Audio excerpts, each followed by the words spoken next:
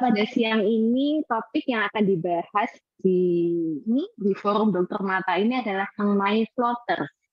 Nah, bagi kita mungkin yang melek akan teknologi, melek akan internet dan gadget, kita tahu istilah floaters itu apa.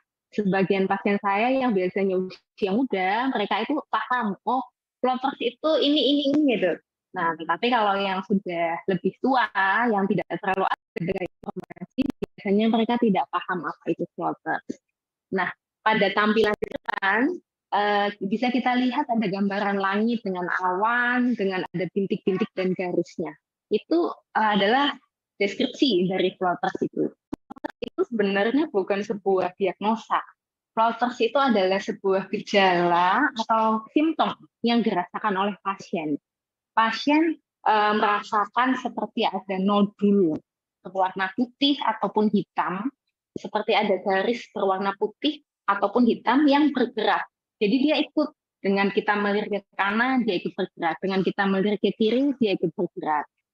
Kadang pasien mengungkapkan floaters itu seperti, dok, saya kok ini ya, pandangan mata saya seperti ada nyamuknya ya, atau semut-semut. Atau kadang ada yang mengungkapkan seperti ada cacing yang berjalan di dalam mata saya ya. Nah, itu kerap kali yang diungkapkan oleh pasien. Floaters ini akan lebih kita rasakan kalau kita melihat pandangan dengan background yang terang. Jadi kalau pasien itu habis keluar naik motor, ikuti atau berkendara mobil ya dengan kondisi siang hari, biasanya keluhan floaters ini akan lebih nyata dibandingkan saat dia di dalam ruangan atau di tempat yang lebih gelap. Nah, penyebab dari floaters ini apa? Jadi 70% floaters itu adalah kondisi fisiologis. Jadi dia adalah kondisi normal. Floaters itu terjadi karena ada kekeruhan debris ya pada vitreous. Vitreous itu apa? Vitreous itu adalah badan gel pada bola mata kita. Ya, kekeruhan ini bisa disebabkan oleh sel radang maupun sel-sel darah. Nah, pada kondisi apa floaters ini bisa terjadi? Satu, pada kondisi penuaan.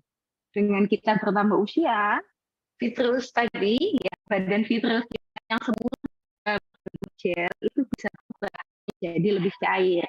Perubahan dari gel ke cair ini kerap kali diikuti dengan keluhan floaters. Yang kedua adalah diabetes. Nah, diabetes ini adalah penyakit ini ya. Banyak masyarakat yang menderita diabetes dan diabetes itu penyakit seumur hidup. Jadi atau kita waspadai pada pasien-pasien diabetes apabila sudah ada keluhan floaters itu sudah harus sebaiknya kita cek kondisi matanya. Karena pasien diabetes mellitus tipe 2 utamanya yang ditemukan di Indonesia, saat pertama kali dia terdiagnosa, rata-rata sudah mulai ada kerusakan pada saraf matanya. Nah, yang ketiga adalah retinal tear atau robekan retina. Nah, retina kok bisa robek? Iya, retina itu adalah lapisan saraf mata yang sangat tipis, ya. Dia seperti helaian tisu yang tipis sekali ya, berwarna bening ya. Pada kondisi normal, memang dia kompak, ya, dia padat. Tetapi pada kondisi tertentu bisa terjadi robekan.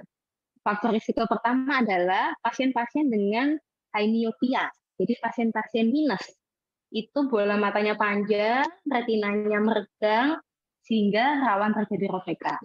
Yang kedua, robekan juga bisa terjadi karena pasca trauma. Jadi misalkan dia terbentur, ya, ada luka pada bola matanya, bisa terjadi robekan pada retina. Yang keempat, floaters ini juga bisa terjadi pada kondisi mata yang mengalami inflamasi atau radang. Jadi radang pada mata, baik itu infeksi maupun infeksi pada vitreous atau badan gel bola mata bisa diikuti keluhan floaters. Kemudian yang kelima itu bisa terjadi pada trauma yang tadi saya katakan ya, setelah trauma bisa diikuti oleh floaters. Kemudian adanya yang keenam adalah perdarahan pada mata. Perdarahan ini banyak. Misalkan dia punya faktor risiko hipertensi, dia punya faktor risiko diabetes, ataupun usia tua. floaters pada umumnya tidak membahayakan. Ya, 70% orang mengukur floaters itu kondisi matanya normal. Tetapi pada kondisi apa kita harus waspada dan kita perlu periksa ke dokter mata secepatnya, yaitu floater dengan onset akut. Jadi tiba-tiba muncul adanya floaters, utamanya satu mata ya, floaters, kemudian dia meningkat secara signifikan dalam waktu yang singkat. Itu kita harus waspada, bukan kondisi yang normal, ada sesuatu penyakit pada matanya. Yang kedua, nyeri pada mata. Jadi floaters diikuti nyeri. Itu pasti akustiknya. Yang ketiga, floaters dengan melihat kilatan cahaya, atau kita katakan fotopsia. Nah, floaters pada yang diikuti dengan fotopsia, kerap kali itu adalah suatu kondisi patologik atau suatu kondisi sakit pada vitreus maupun retinanya. Yang keempat yaitu floaters dengan kabur. Ya. Jadi kalau orang floatersnya normal, dia tidak akan kabur. Tetapi kalau floaters diikuti oleh sakit tertentu, dia bisa diikuti keluhan kabur. Yang terakhir adalah menghilangnya penglihatan tepi. Jadi kita harus aware, kita itu punya penglihatan sentral. Saat kita melihat lurus ke depan, itu penglihatan sentral. Saat kita melihat lurus dan masih bisa melihat area samping, itu adalah penglihatan tepi. Nah, pada kondisi floaters yang diikuti oleh menghilangnya penglihatan tepi, kita harus cepat-cepat periksa ke dokter mata untuk pengecekan saraf matanya.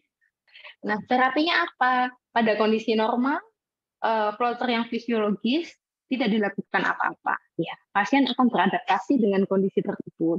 Tetapi kalau floaters yang disebabkan oleh penyakit tertentu, kita terapi tergantung penyebabnya. Dimulai dari obat-obatan dulu ya. Kita mulai obat-obatan, dia berespon atau tidak. Apabila floaters tetap persisten, kita bisa mencoba laser.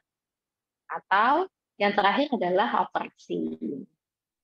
Saya rasa itu penjelasan floaters dari saya. Jika ada pertanyaan, silahkan bisa ditulis di kolom chat.